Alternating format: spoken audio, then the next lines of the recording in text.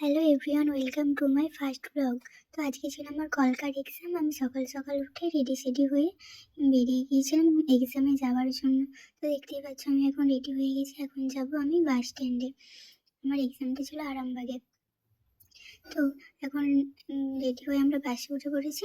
এটা হচ্ছে আমার মডেল। আর আমার আজকে এক্সামটা ছিল আরামবাগের নক্ষত্র স্টুডিওতে। আমরা বাস থেকে নেমে হাঁটতে শুরু করলাম।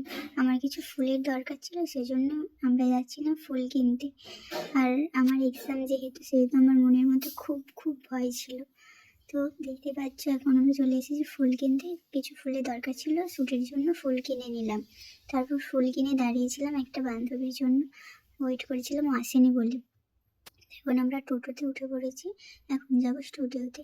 এই দেখি স্টুডিও খোলা নেই। আমরা সবাই ফাঁকে দাঁড়িয়েছিলাম, যেহেতু অনেকটাই লেট হয়ে গেছিলো। 8টায় ঢোকার কথা ছিল, 9টা বেজে গিয়েছিল। তারপর আমি গিয়ে আমার কাজে বসে গেলাম। ফার্স্টে করে নিয়েছিলাম চুল ক্রিম্পিং।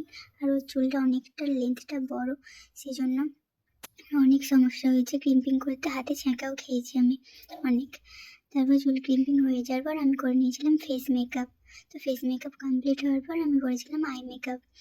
আই মেকআপ হয়ে যাওয়ার পর কলকার জন্য ফার্স্টে দিয়ে নিয়েছিলাম একটু শ্যাডো, হাতটা যাতে ভালো লাগে কলকাটা দেখতে, সেই জন্য শ্যাডো দিয়েছিলাম।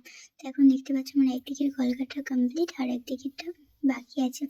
আজকে কলকাটা করতে চেয়েছিলাম ইয়েলো আর পিঙ্কের ওপর।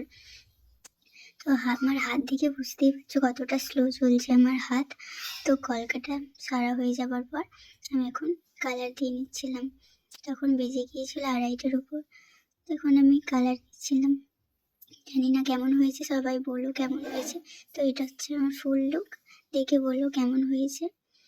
তো তারপর একটু ফুলের প্রবলেম ছিল, ফুল আরও দেওয়ার কথা ছিল, একটু কম পড়েছে। আর এটা হচ্ছে আমার মডেল। আমরা শ্যুটের জন্য দাঁড়িয়েছিলাম। তো এরপর দেবে আমাকে সার্টিফিকেট, দেখে নাও ভিডিওটা। এতদিনের যে ক্লাস করেছো তার হচ্ছে ফলাফল আমার অনেক ভালো লেগেছে। ওখানে আমার ক্লাস করে অনেক ভালো করে শেখায়, অনেক হাতে ধরিয়ে শেখায়। আমরা করি না, ফাঁকি দিই, তাই পারবো না। অনেক ভালো, অনেক নিজেরা ফাঁকি দেয়, সেটা বড় মুখ করে বলছে যে আমরা অনেক বড় হোক যে কোনো সমস্যা যেভাবে শেখাচ্ছিল সেটা আমরা খুব ভালো করে প্র্যাকটিস করে অবশ্যই খুব ভালো করতো। তোমরা প্র্যাকটিস না করে করেছি, করলে তো আরো সুন্দর হতো। কথা হচ্ছে যে কোনো যখন যা প্রবলেম হলে অবশ্যই এসো, আমি সবসময় একদম ফোন করলে যেন আমাদেরকে একটু রেসপন্স করো। অবশ্যই চলো। ওটা করে তো সবই শুনলে আমরা কতটা ফাঁকিবাজ। তো এখন আমরা এক্সাম সেরে শ্যুট সেরে বেরিয়ে পড়েছিলাম বাড়ি যাওয়ার জন্য। অনেকটা সন্ধে হয়ে গিয়েছিল। বাড়ি থেকে ফোনের ওপর ফোন আসছিল, খুব ভালো লাগছিল। তারপর আমরা গিয়েছিলাম বাস স্ট্যান্ডে।